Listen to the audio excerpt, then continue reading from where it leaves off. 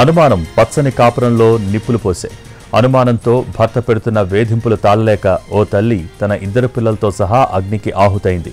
ఈ విషాద ఘటన అన్నమయ్య జిల్లా రాయచోటి పట్టణం కొత్తపేటలో జరిగింది. తొగట వీధిలో నివాసం ఉంటున్న ఎర్రగుడి రమాదేవికి ఇద్దరు పిల్లలు.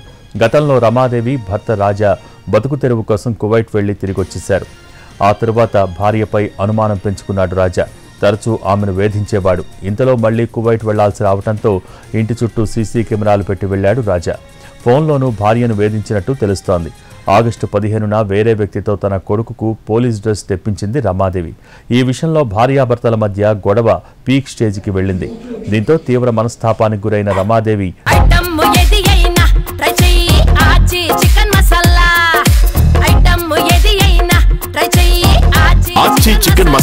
తన అన్నకు వాయిస్ మెసేజ్ పెట్టి ఇద్దరు పిల్లలతో సహా ఆత్మహత్య చేసుకుంది.